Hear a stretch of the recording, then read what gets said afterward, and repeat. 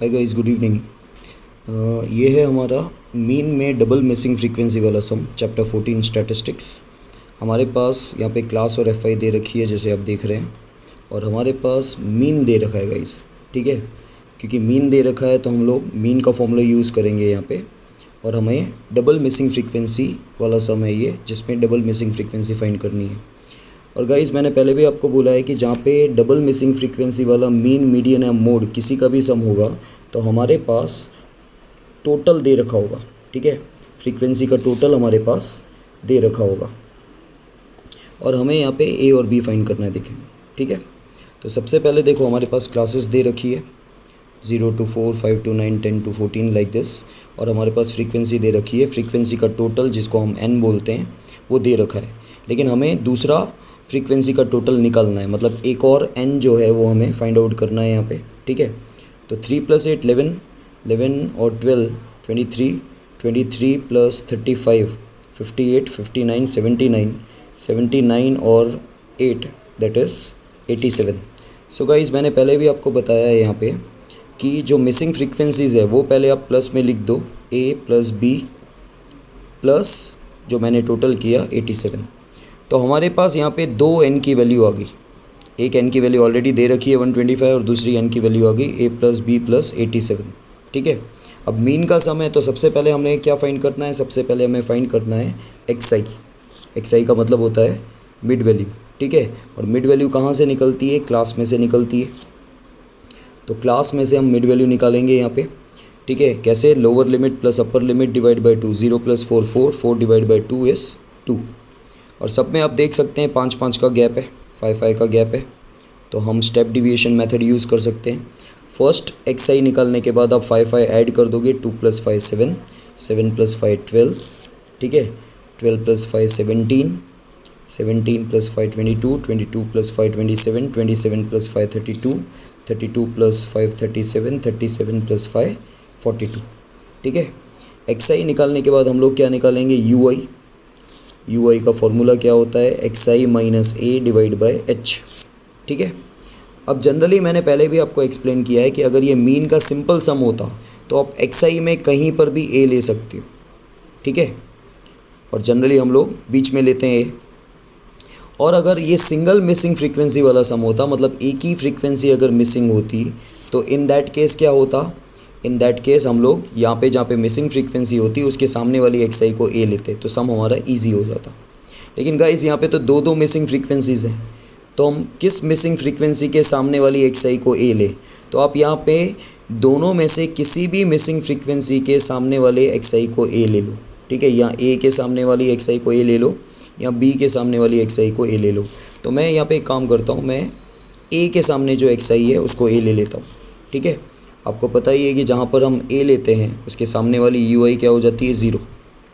ठीक है, और ऊपर क्या हो जाएगा? -1 -2 -3, और नीचे आएगा 1 2 3 4 5। और अगर आप यहाँ लेते a, ठीक है, b के सामने वाली xi को a लेते तो यहाँ 0 आ जाता, ऊपर नेगेटिव नंबर हो जाते, नीचे पॉजिटिव।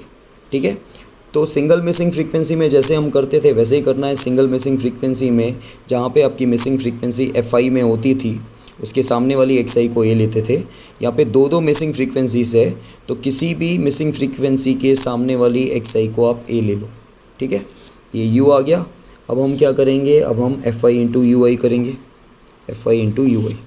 ठीक है, सो 3 × -3 -9 +, -, 8 2 16 +, बाकी आपको आता ही है गाइस। a 0 0, 35 1 35, 21 2 42, b × 3 3b, यहाँ पे ध्यान देना आप। ठीक है, 6 4 24, 2 5 10। तो ये तो जैसे हम प्लस करते थे। ठीक है, -16 -12 -28 और -9 -37। यहाँ पे गाइस ये 3b जो है उसका 3 इन नंबर के साथ प्लस नहीं होगा। 3b को आप पहले से अलग लिख दो, क्योंकि ये कोएफिशिएंट है और ये सारे के सारे नंबर है, कांस्टेंट्स हैं, तो जो नंबर है वो आप प्लस कर दो। 3 जो 3b का 3 है वो कोएफिशिएंट है, वो इन नंबर के साथ प्लस नहीं होगा, इसलिए पहले ही मैंने 3b अलग कर दिया, और बाकी के नंबर को प्लस कर दो। 5 + 2 7, 7 + 4 11, 1 कैरी अप 8, 8 and 2 10, 10 and 1 11। ठीक है, तो 3b + 111, नाउ गाइस, आपको क्या करना है, आपको सिग्मा एफ आई यू आई निकालना है। तो ये 3b पहले से ही आप लिख दो, और ये प्लस 111 में से माइनस 37 सॉल्व करेंगे। प्लस माइनस माइनस 111 में से 37 हम माइनस कर देंगे। 11 में से 7 गया 4, ठीक है। देन 10 में से 3 गया 7, और बड़े नंबर के आगे साइन प्लस की। ओके, सो 3b प्लस 74 ये आया हमारा sigma F I U I. Now जैसे मीन का फॉर्मूला होता है, mean equals to A plus sigma F I U I upon N into H. ठीक है, मीन हमारे पास दे रखा है, दैट इज़ 22.12, ये रहा मीन। ठीक है, ए कितना है हमारा, ए है 17। Sigma F I U I 3b plus 74। N है हमारा, ये एन लेना है 125, और हाइट हमारी 5 की है वैसे भी। ठीक है, तो सबसे पहले हम क्या करते हैं, जैसे करते हैं वैसे ही करना है। ये ए को इस तरफ लेंगे, 22.12 माइनस 17, और ये है 3b प्लस 74। आप इसकी कटिंग कर सकते हो, 5 1 ज़ा 5 25 ज़ा। ठीक है, तो इसको माइनस करोगे तो आएगा 5.12। ये 25 हम क्रॉस में ले लेंगे, into 25 equals to 3b plus 74। ठीक है, इनको मल्टीप्लाई करें। इसको इजी सॉल्व कैसे करेंगे, इसके नीचे पॉइंट हटा देता हूँ, नीचे 100 लिख देता हूँ। तो 25 1 ज़ा 25 4 ज़ा 4 1 ज़ा 4 1 ज़ा, फिर 11 4 2 ज़ा 4 8 ज़ा। तो यहाँ पे आ गया 128। प्लस 74 को मैं इस साइड ले लूँगा, minus 74 equals to 3b। So guys 3b equals to 8 में से 4 गया 4, 12 में से 7 गया 5। So b equals to 54 divide by 3, that is 18। So b की वैल्यू आ गई। और गाइस हमेशा डबल मिसिंग फ्रीक्वेंसी में आपके पास दो n होंगे। ठीक है, इन दोनों n को हम पहले ही सॉल्व कर सकते हैं यहाँ पे स्टार्टिंग में। हम, क्योंकि मैंने स्टार्टिंग में सॉल्व नहीं किया तो मैं अब लास्ट में सॉल्व कर देता हूँ। इन दोनों n को हम ले लेते हैं। देखो पहला n है 125, और दूसरा n है हमारा जो हमने फाइंड किया a प्लस बी प्लस 87। इन दोनों को मैंने इक्वल्स टू में क्यों लिखा है गाइस, क्योंकि ये भी n है और ये भी n है। अब 125 इक्वल्स टू b की वैल्यू आ चुकी है, दैट इज़ 18।